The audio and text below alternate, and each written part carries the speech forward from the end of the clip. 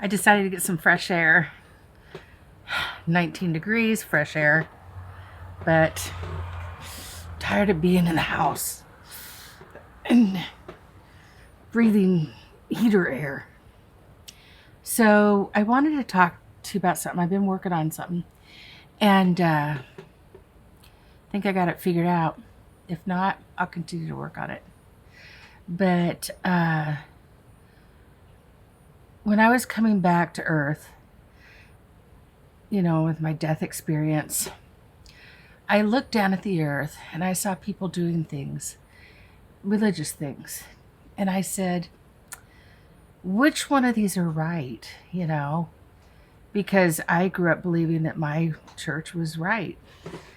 And he said that this is the best that they can do on earth. And I'm like, okay, because I could see it wasn't the full thing. And I said, well, what about those guys? And I was talking about the leadership of my church.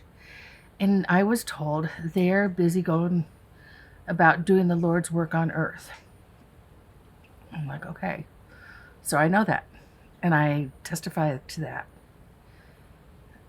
But I think there's a little something in there that I've been picking at ever since. And I think part of it was the rituals that are done.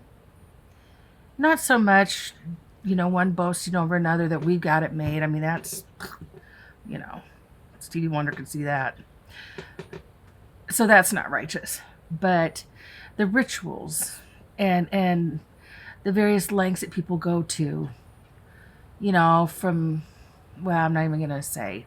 But there's many rituals and things that people do in order to get closer to God or to praise God. And I think it's all accepted and I think it's all appreciated and loved, but it's just lacking. And it's not lacking because of the devotion or anything like that. It's that there's just not the fullness of understanding. So how could it be perfect, right? And for a long time, I've thought that what was lacking was the understanding that love is what it is all about, and that people don't know how to love. And if they understood how to properly love, that they would be closer to the mark. And so I've kind of just understood that that's what it was all about. But I still feel like I'm close, but that might not be it. So I'm thinking something a little different now. I think the love is a big part of it. But when I came out of the coma, because after I had my bypass, a couple days later, my heart stopped. I was gone for 35 minutes. They got me back. It stopped again. They put me on a heart-lung machine, and I was in a coma for 5 days. I came out of the coma on that Friday. And Saturday, the I don't want to say physical therapy, but those guys came, and this huge guy, and they're like, we want you to stand up. And I was nothing but a puddle of flesh. And I'm like, yeah, right. And they're like, no, we really want you. You need to do this. You have to try. So they, had these gait belts and all this, and they got me up. Poor bodies. And they got me up, and I was able to stand, and I, quickly slumped right onto his chest. Now I know why they brought the big guy. Anyway, I just had nothing. I had no strength, no energy, no nothing. That was the hardest thing, was to come back, was from that. I'm starting to shiver, so I'll make this quick. And of course, I'm running my heat up like crazy. But anyway, Sunday came, and I knew that my church family was at church. And I was like, Mike, I gotta go. I want to go. I want to be there. Of course, he said, no, you can't. And I tried to get up and walk to the bed, and ended up face planting on the bed. And My nurse is like, I knew you were going to have trouble with you because I thought that my will could overtake my body. But I was very quickly made aware that it doesn't matter how much will I have, that, the body does have its limits. And so anyway, I just couldn't do it. But what was inside of me was this just extreme will. I wanted to go. I wanted to go to church.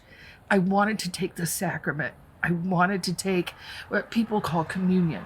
This is sacrament, and I wanted to honor my Father in heaven through this ordinance. And it meant more to me than taking my next breath.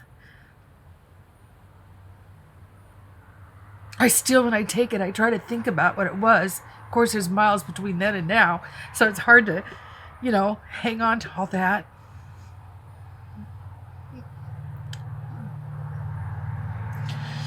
But I'm wondering,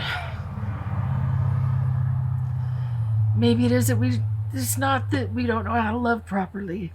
And that's what's missing from religion or people's worship. But it's actually glorifying God. God. The love that transpired between him and I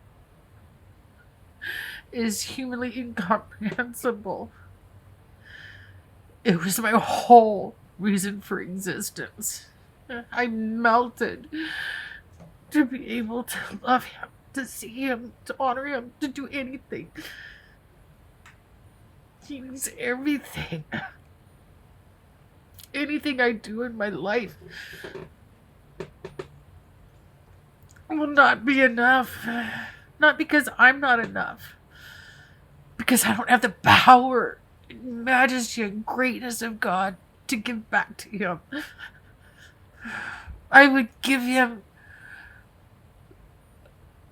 battalions of shooting stars, the warmest sunlight to warm every part of his soul, and the most beautiful flowers to blanket the floor that he could walk upon. I feel jealous for the people who lived in Jesus' time that could lay palms on the ground for him, or actually be in his embrace. Maybe that's it. That we're not glorifying God properly, or not enough. And I think about that, and I think about what my opportunity is. I love him. I've made him the focus of my life. I spend 5, 6, 7, 8 hours a week,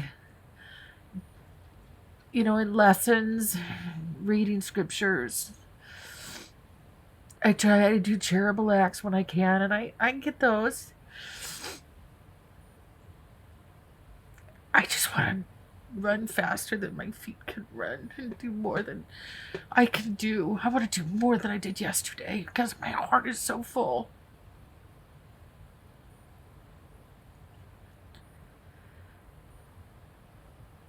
I love him so much.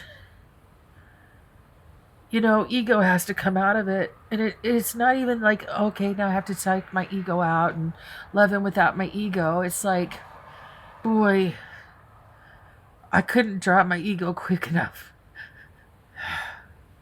It's magnetic. It's why we were created. It's all we want. I can't wait to be in his arms again. I'm thankful for this chance to freeze in front of you and tell you what I've learned on. I love you. Mwah.